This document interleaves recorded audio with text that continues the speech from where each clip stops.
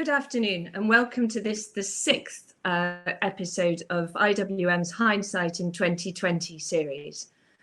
This series examines modern conflict and war, looking at the historical perspective, trying to understand more about the issues that are behind the serious geopolitical problems of today. We've already looked at China-US relations, the coronavirus and the language of war, refugees. Next week, we're looking at the legacy of empire, and these are all available on IWM's YouTube channel if you've missed them or want to catch up. Today, we're looking at after the Caliphate, the new age of terrorism, or is it a new age indeed? We've stopped talking about terrorism. We kind of want to forget all about it, but just because we want to forget about it doesn't mean that it's gone away or that the root causes of it have been addressed despite the lives lost and the amount of money spent on it. In fact, the wars of the last 20 years have been mostly about terrorism.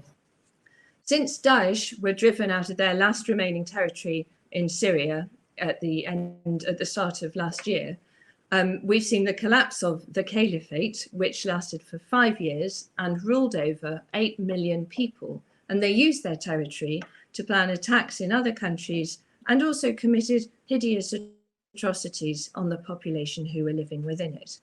But despite losing their caliph and their caliphate, BBC Monitoring have counted 8,000 attacks since the fall of Raqqa in 2017 to May this year, claimed either by Daesh on their official Amaq news agency or by their local regional branches.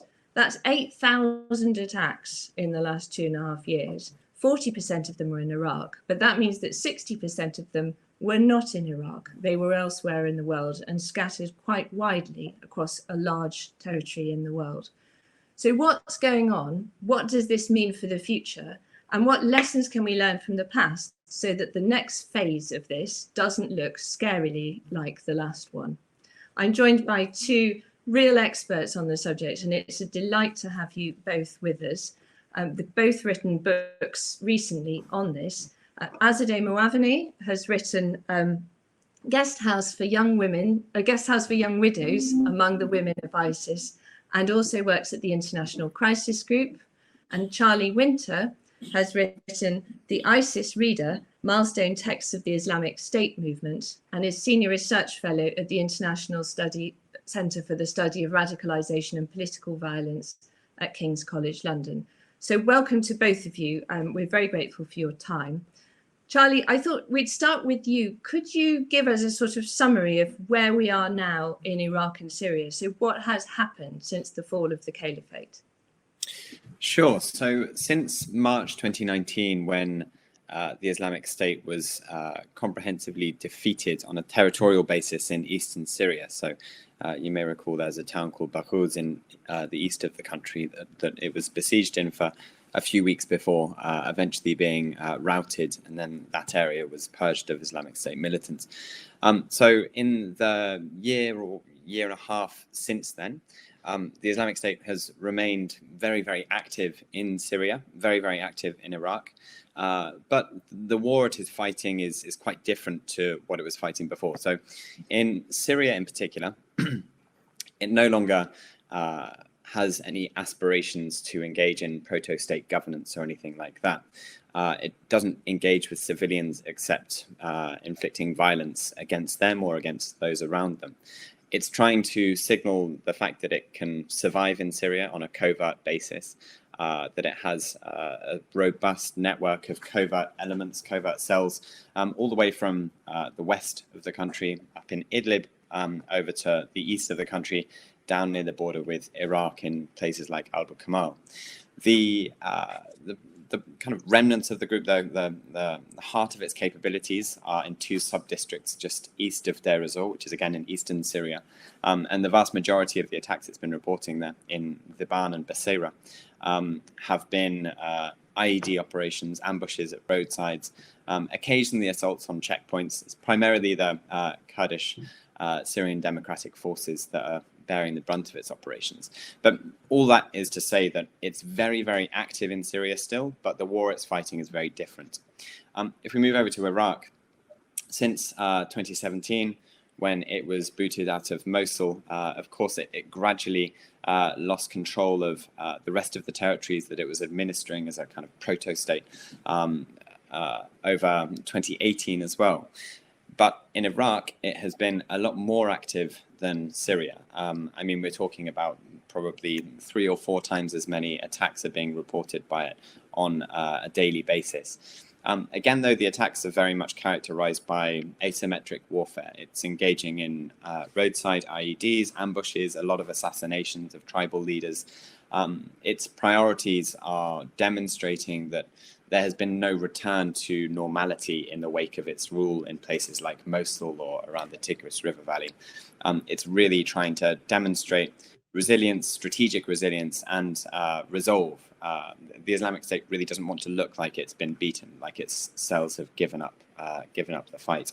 So the principal aim of its violence today, as I see it at least, is it's about signaling. It's about communicating to its supporters both in Iraq and Syria, but also outside of that in the rest of the world, that as a social movement, as a political movement, as a revolutionary movement, it's alive and kicking, and it's able to call the shots still in places that it was purportedly ousted from.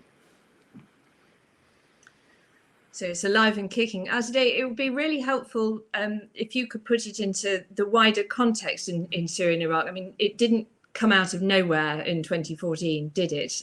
We've had this sort of cycle of sort of growth, then suppression, then resurgence, then suppression, and then would you be able to sort of set that in the broader historical context for us? Sure, absolutely. So I think we can start by just quickly reviewing the country-specific contemporary sort of context that ISIS grew out of in both Syria and Iraq, because those are quite important to look at, you know, what sort of lingering grievances and sort of state failures are still with us, but how the context right now is still very different. So of course, I think we have to remember that the Islamic State in Syria erupted out of the context of the Arab Spring. It was first a Syrian democratic uprising, then it became a Syrian civil war, and into this fracture, ISIS as a movement sort of emerged to exploit this kind of chaos and real sense of state failure and grievance that the people of Syria had risen up against.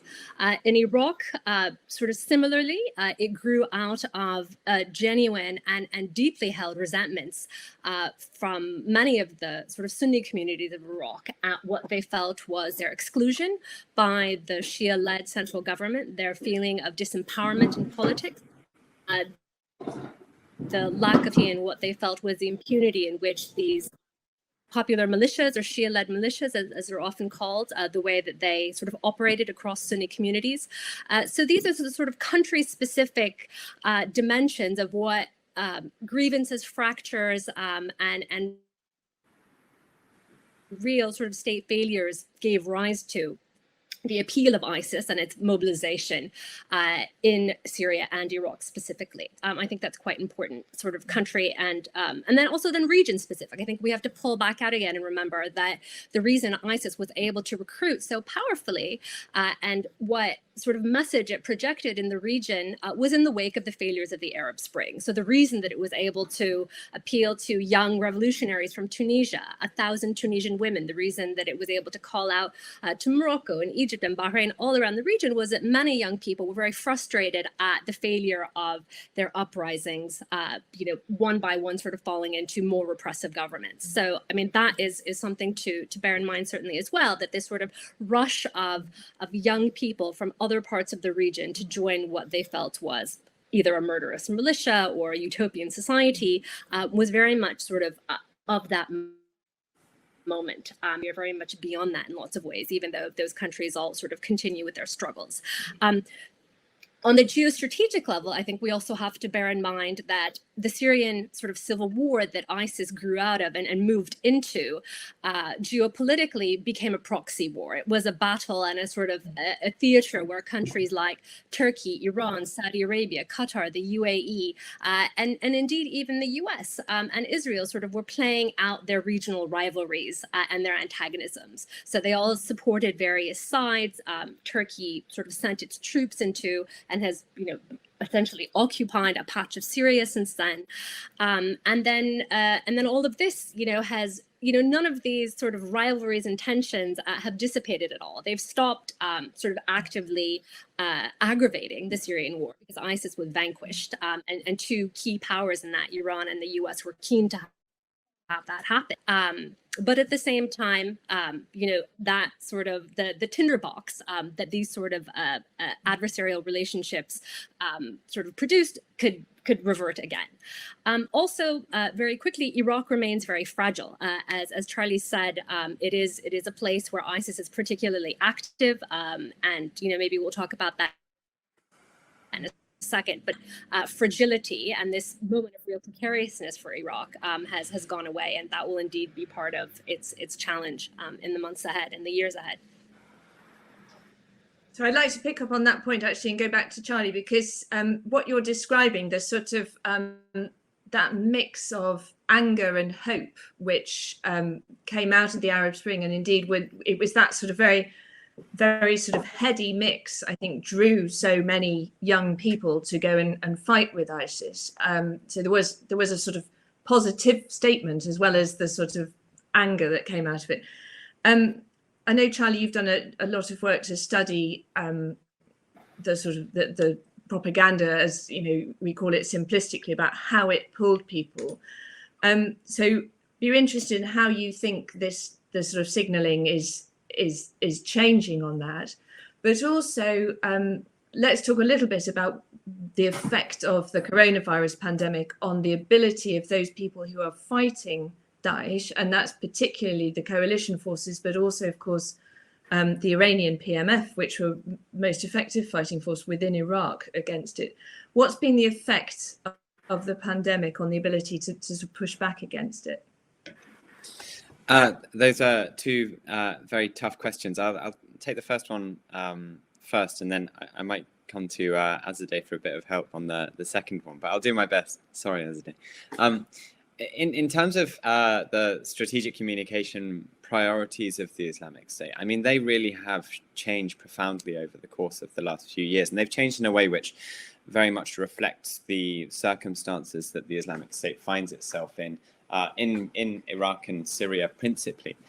So back in 2014, 2015, and also I should say 2013 and 2016, thinking about it, stepping back a bit, the priority really was trying to propagate the movement and ideology as much as possible. So get the Islamic State brand out there as far and wide as it could go, and try to get as many people over to Syria and Iraq, to its territories in Syria and Iraq, as was feasible within that period of time. So in 2013 to 2015, this was a lot easier because it had a load of territory in Syria that was bordering with Turkey, and the Turks weren't being particularly careful about who was crossing that border.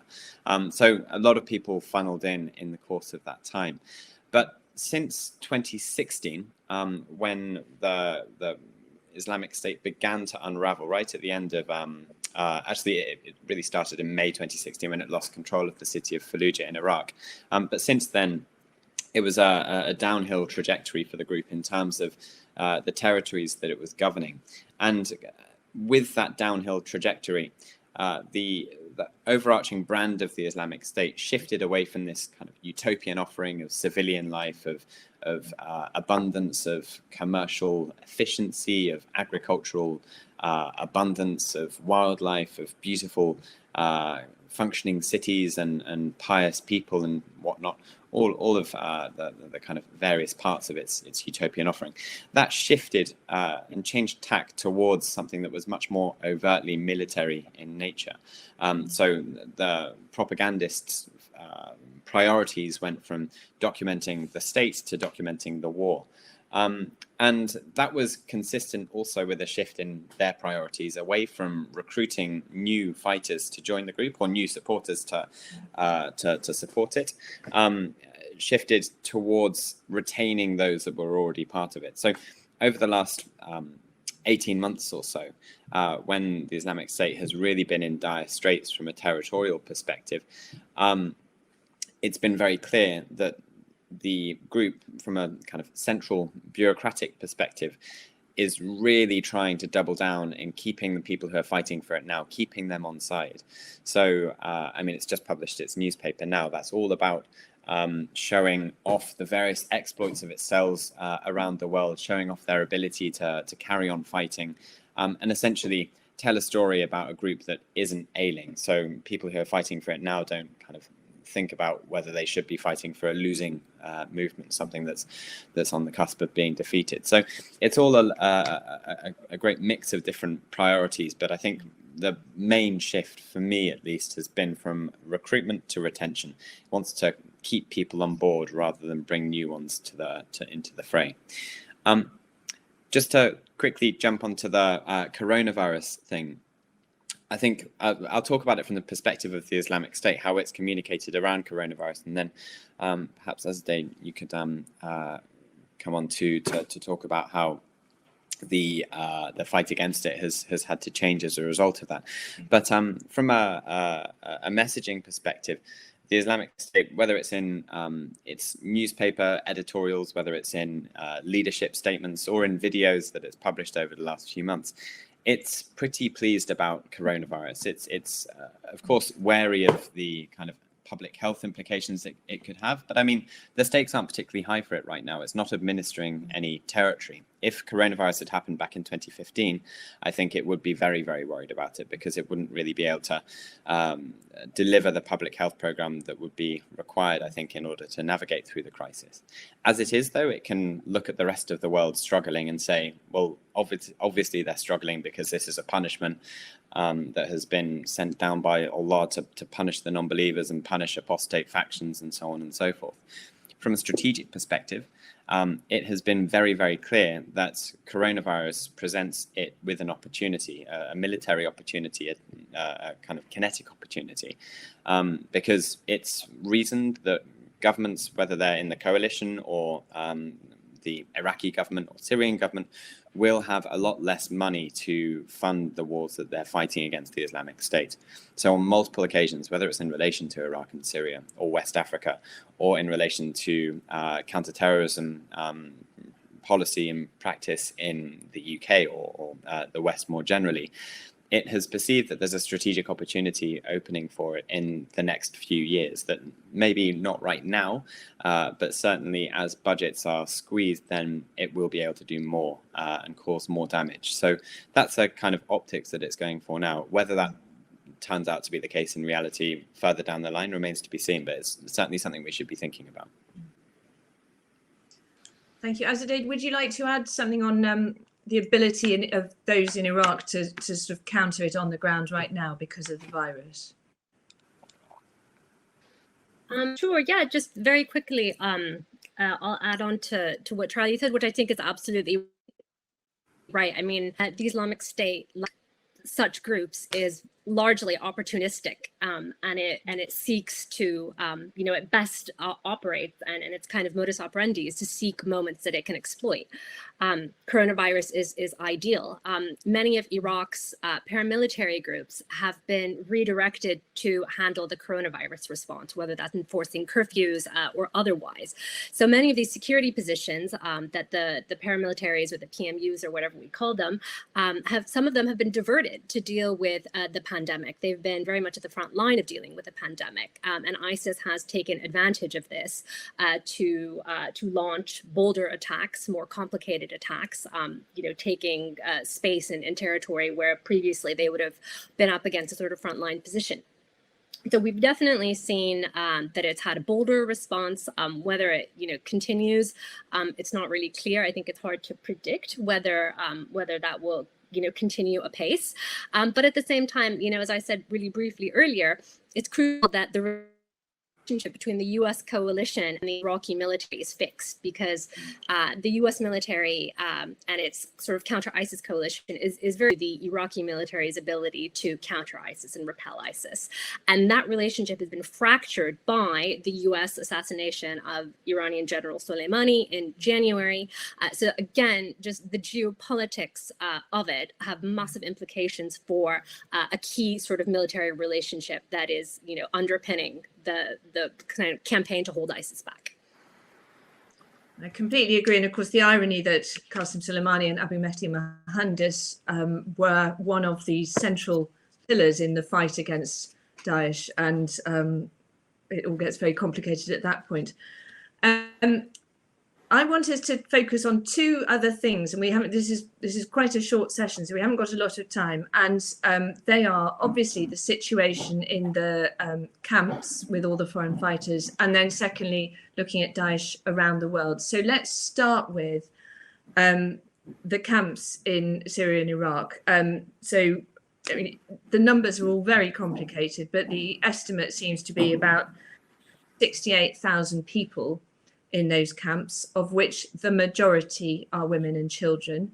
Azadeh, it would be useful to start with your take on where we are. And this obviously leads us into this really important question. Oh, Azadeh's disappeared.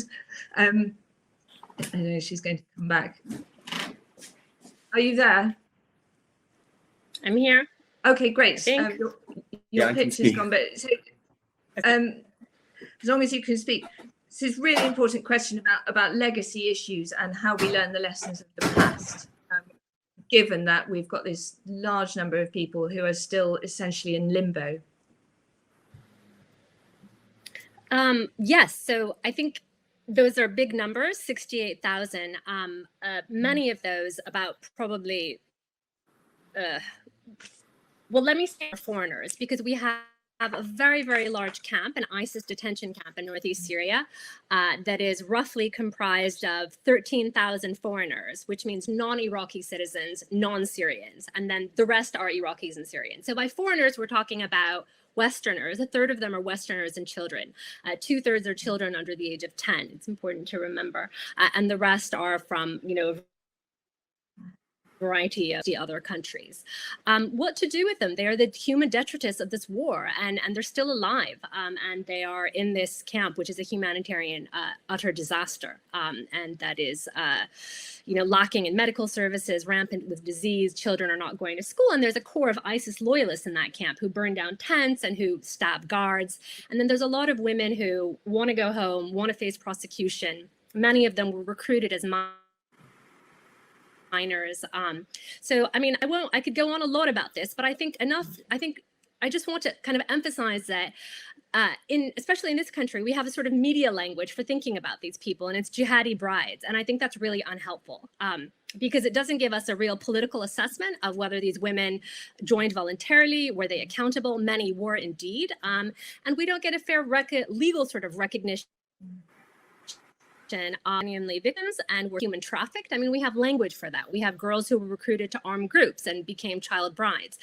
We have women who joined voluntarily as adults and had operational experience as militants. So what should we do? Do Western countries, are they obliged to bring their citizens back, prosecute them if they have orphans, put social care? I would say that we do, but I know that it's a really contentious discussion. But they are there, and they remain, our nationals. The UK has stripped many of them of their nationality, but there remain children there. And I think we should just think a little bit more critically about what we call these people, because we have some legal obligations to justice as well, not simply, to be empathetic. And kind of getting caught up in this kind of tabloid language doesn't give us a real sense of why did this happen and what should we do about it now. So I think that's really interesting, because there's kind of two lessons that we might try and learn, or that I presume are sort of guiding thought. And one lesson is, don't let's end up with another Guantanamo. We know that we know that nothing good will come out of having all those people in camps for an indefinite period of time. And the other lesson is it's very, very difficult to tell who genuinely doesn't want to be part of it anymore and who does. There's no really convincing evidence about de-radicalization programs, whatever you call them, anywhere in the world. So who bears the risk? I mean, I agree that there seems to be a sort of collective lack of international accountability about this, but this is a very difficult judgment for any government to take. If anyone takes back people that you can't assess the risk. Do you want to say some more on that, Azadeh, or shall I turn to Charlie? I can say very quickly that we're already dealing with that, Suzanne. I mean, hundreds of people have returned to the UK from ISIS already on their own. So we might call them voluntary returns, but our security services, our social care system, our family court system is already dealing with this. So really, it's a small sort of drop more, actually. And as you said, it is a small price. When you're already devoting so many institutional resources to dealing with this problem, adding a few more and avoiding the specter that will, dog you for 20 more decades of another Guantanamo in the desert seems like a small price to pay. Charlie, do you have a view on this? I'm very much in the same boat as Azadeh. I think I mean, I'm just thinking about what I can say that isn't just repeating what she's already said in a much more eloquent way than I could put. I think it's worth also considering from the kind of violent extremist discourse side of the equation, the value that the humanitarian catastrophe that is Al-Hol and places like Al-Hol is absolutely enormous for groups like the Islamic State. I mean, really, the worse conditions get in a place like Al-Hol, the more children that die, the more women that die, the more men that die, the more people that die or get close to dying, the better, because it enables it to say, look, all of these people were living. It doesn't matter if they're living happily under the Islamic State. They were living under the Islamic State. And look, the Crusaders came in, they destroyed the Caliphate, or they took our territories away from us. The movement's still alive, but they've just put them in this camp to die a slow death. And that is something which we will be hearing about, I have no doubt at all, in extremist propaganda, whether it's by the Islamic State or some future iteration of it, decades down the line. We will be hearing about this exact moment as evidence of how there is this global war in Islam, how the Crusader enemy is deliberately victimizing Muslims, etc., etc. And I mean, when you throw a global pandemic in the mix, that makes things even more potentially troublesome. I mean, troublesome is a ridiculous word to use in this context. It's a really terrible situation that we've got ourselves into, and I think it's absolutely imperative that we think more practically about how to work towards dismantling these camps before they become semi-permanent structures that are kind of just detention centers for people with no charge, even if they may have been living under the Islamic State, even if they're supporters of the Islamic State. They can't just be left there, because it's just a huge humanitarian problem, a huge security problem, and in the long term, it will have strategic impacts. So that's interesting, because you're talking about the long term, and I've just noticed a question from Ellie Head, the head of the IWO Institute, asking exactly this. So what you're talking about, both of you, is essentially the next iteration of this conflict coming directly from the current iteration of this conflict. But the conflict has deep roots around the world. So this is the heart of our discussion. What can be done at this point to make sure that we don't just scarily repeat it all in the next? I mean, we've identified this particular problem. There's another problem, which is still a whole set of live branches of Daesh around the world. But practically, what can we do that is learning lessons from the past? Azadeh, you can go first. Few. It's a big question. I'll try to be brief because it's a big question and we don't have a lot of time. I mean, as I said, I think these groups, though deeply ideological, are primarily opportunistic. they exploit chaos, they exploit state failure, and they exploit gaps in poor governance. So one very easy thing is to stop invading countries, because ISIS grew out of the invasion of Iraq. The mess in Libya has grown out of the invasion of Libya. So if we stop creating massive fractures that these groups can go into and spread their tentacles, we've gone a long way already. I think that's one thing. I think the massive multi-task force counter-terrorism operations we have going on across Africa, we know aggravates insurgencies because of their military heavy-handedness, their human rights abuses, without a parallel political track. So you can't vanquish these groups militarily because they come out of real local contexts where there are grievances and reasons why they've sprung up. So you need a political track alongside the military track. So to not leave that out, and to also look at the role of women, because I think most counterterrorism doesn't, and it is a real sort of blind spot, because often not doing that makes things worse, and not even considering women misses out looking at why women help give these insurgencies the resilience that they have. So those are my 3 quick thoughts. Just for my part, I totally agree that the more kind of power vacuums there are, the more bad governance there is, the more human rights abuses there are, the better violent extremist groups will fare. Not just the Islamic State, but Hayat Tahrir al-Sham, Al-Qaeda, the Taliban. I mean, that it really is their bread and butter. I think the key point that I'd like to pick up that Azadeh just made is in relation to there needs to be a political process as well as a military process when thinking about degrading a group like the Islamic State. I mean, I've been spending a lot of time thinking about West Africa over the last few months, and the reason that is that, of course, the Islamic State has been active in some shape or form there since 2015. But it's only in the last couple of years that its affiliate there, Islamic State West Africa Province, ISWAP, has been really kind of gearing up and in a period of ascendancy. And what's interesting is if you compare the Islamic State's own statistics on its own data and own reporting on the attacks that its global network of affiliates are carrying out. So this is taking into account Iraq, Syria, Yemen, Egypt, Afghanistan, Southeast Asia, Libya, Algeria, Tunisia, and West Africa. The attacks that it's carrying out in West Africa are on average 4 or 5 times more lethal. They're causing 4 or 5 times as many deaths as any of the attacks that it's carrying out in Iraq or Syria.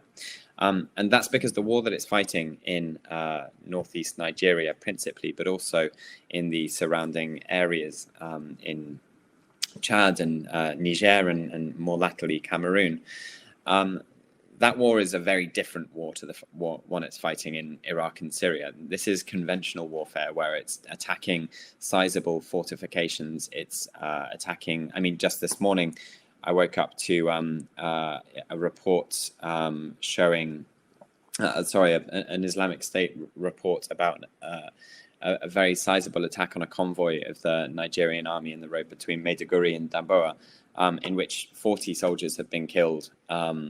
And there were pictures to kind of provide as supporting evidence of all of those that had been killed. But this is far, far different to anything that we're seeing in Iraq and Syria, where 1 or 2 people might be killed at most in the kind of operations that we're seeing. But that kind of sophisticated, complex attack, 40 people being killed, 80 people being killed, whole towns being seized and held for hours on end. I mean, this is just happening all the time in Borno State, in the kind of rural reaches of Borno State. And that is just something that I don't see changing anytime soon.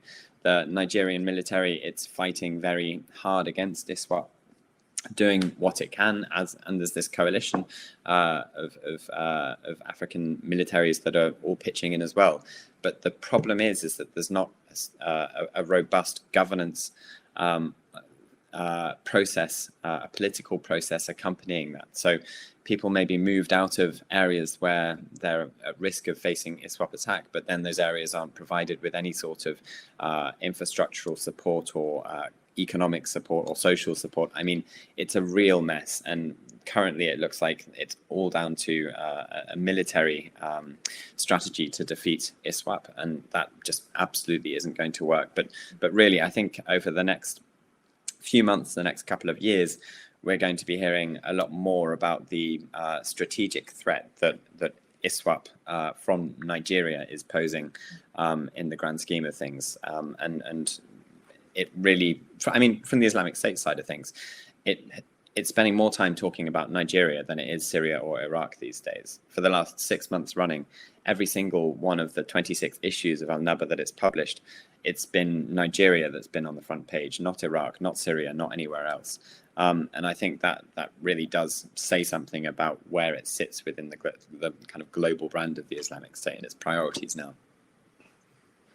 So thank you, Charlie. That's a neat link to a question from Jake, who says, what do you see as the centre of gravity for the new stage of ISIS?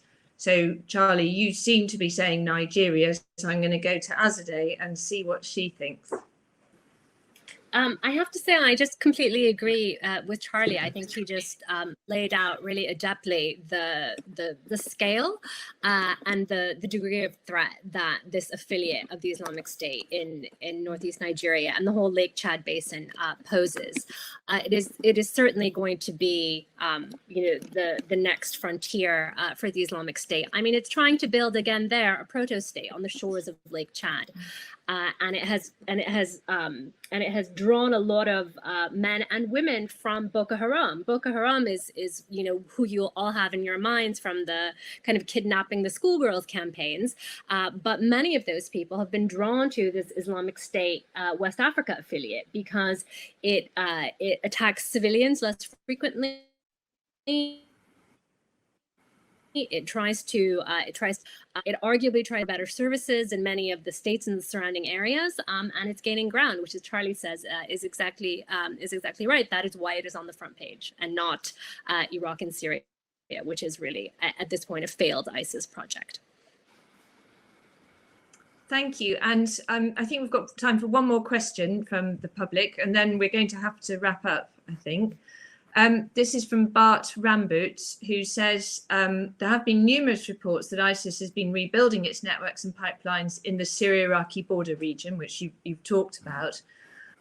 Given that there are actually a large number of fighters and supporters unaccounted for, and given that we have to assume that they still have a war chest, how likely is it that a campaign aimed at sorry, I'm trying to understand exactly what the question says. How likely is a campaign aimed at breaking out fighters in the upcoming months? So I think he's saying, how likely is it that they are going to launch a new campaign aimed at breaking out of that area? Charlie? So I think this question is kind of tangentially referring to the Breaking the Walls campaign that the Islamic State of Iraq back in 2012, 2013 carried out, which, among other things, comprised 26 suicide operations and I think 8 prison breaks, in which thousands of ISI, as it then was, supporters were broken out. And there's been a lot of speculation as to whether that will happen in northeast Syria in particular, to the detention centers where tens of thousands of Islamic State fighters are currently being held. So not women and children, but actual, well, I mean, whether they're militants or not is another question, but they're presumed to be militants, and I'm sure lots of them are. So there has been lots of speculation. I think it's certainly, from a discursive perspective, something that's a priority of the Islamic State's leadership. They usually say that they're going to do something like that in all of the strategic policy statements that are made every 6 months or so. But I mean, if you look at the geospatial patterns in the where the attacks are being reported from in Syria, in particular, I mean, there's next to nothing happening in Hasaka Governorate, which is where most of these big detention centers are. As I said at the beginning of this, the kind of operational core of the Islamic State is in kind of its mid-Euphrates River Valley. It's between Al-Mayadeen and Abu Kamal. It's really quite far from these areas. That's not to say that there won't come a time where there will be a complex and significant assault on one of these detention centers, but based on the last few months of the operational reporting that has been emerging out of Syria, I don't think it looks like it's coming anytime soon. And I really hope that I'm not wrong on that. But I do think that in the long term, certainly this is something that it will be interested in. I mean, the thing is, it's much easier said than done, right? Say you have the capability to launch a significant attack on an area, or on a location or a building or a prison that's pretty well protected. I mean, making a hole in the wall is one thing. Getting people out alive is another thing. But then having somewhere to put them is an entirely different thing. So if the Islamic State was tomorrow to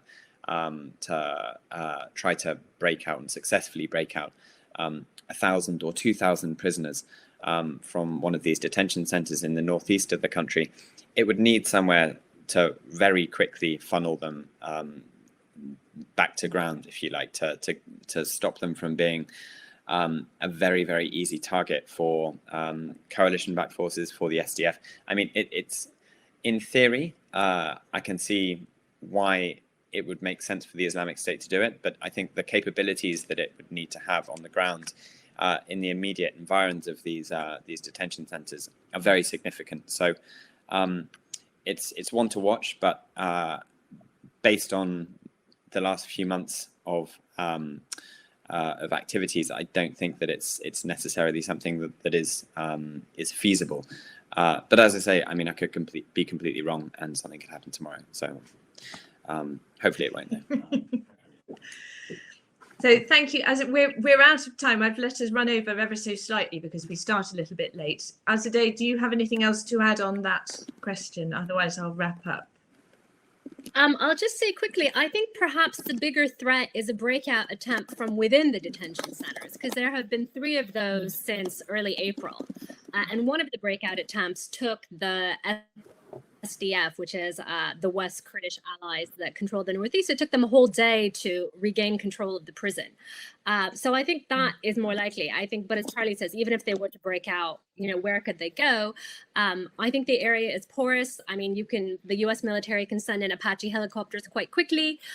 So the chances of a breakout are genuine, and we've had 3, but where would they go? A few could probably slip away. But the whole area is very rested and speaks to the importance of having an enduring solution for these detention centers, which we do not have at present.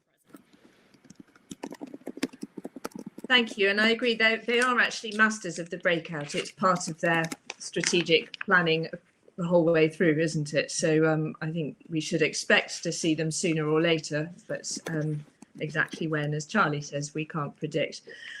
Thank you both enormous, and these are huge subjects, and we really haven't had time to do anything other than scratch the surface, but I hope you, our audience, have enjoyed that. And if you want to know more about anything that Charlie or Azadeh are talking about, read their books, which I think, terrific examination of some of these issues in more depth. We're doing another one of these next week at 4:30 on Thursday the 16th, and that will be Legacies of Empire, How Should We Commemorate the Past? So very topical there. As I said, please look on YouTube for ones that you might have missed. And a final message on behalf of IWM, we're a museum, we're closed at the moment, we're keeping going, but we're a charity, so it depends on public support. When the museum reopens, please come and see us and engage with us online, and obviously donate if you feel that you're able to. Thank you very much for joining us, and we look forward to seeing you again soon.